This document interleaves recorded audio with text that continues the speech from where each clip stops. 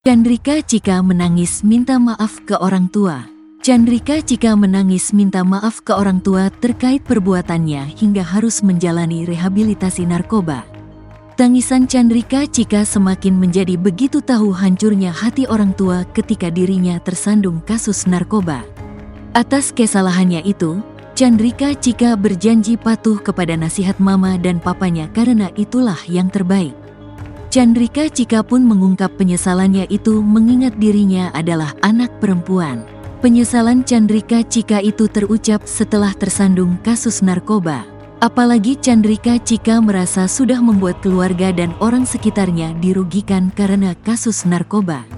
Sedih atas kesalahan yang udah aku buat. Lingkungan dan keluarga yang pasti sudah banyak yang aku rugikan, ungkap Chandrika Chika dikutip tribunnews.com. Dari tayangan Rumpi, Jumat, tanggal 14 Juni tahun 2024. Aku menyesal semuanya, terusnya. Sadar dirinya adalah anak perempuan yang memegang harga diri keluarga, Chika mengakui kesalahannya tak hati-hati pilih teman. Chika juga merasa sudah sangat cuek menjaga diri sendiri, sehingga tersandung kasus tersebut. Apalagi aku anak perempuan, aku tahu itu kesalahan aku sendiri, kata Chika. Kurang berhati-hati dalam pergaulan, cuek, nggak jaga diri, lanjutnya sembari menangis. Tangisan Chika semakin menjadi ketika dirinya meminta maaf ke kedua orang tua atas apa yang sudah terjadi.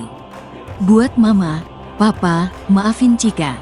Chika udah kecewain mama, papa benar-benar pasti hancur banget hati mama, papa, tuturnya sembari menangis. Insya Allah Chika jadi anak baik, lebih patuh lagi. Nggak menyepelekan nasihat dari mama, papa karena itu nasihat terbaik, ungkapnya. Sebagai informasi, Chandrika Chika ditangkap bersama dengan 5 temannya di salah satu hotel di kawasan Setiabudi, Jakarta Selatan pada Selasa, tanggal 23 April tahun 2024. Dalam penangkapan itu ditemukan rokok elektrik atau pouch berisi cairan jenis ganja, dan pada Jumat, tanggal 26 April tahun 2024.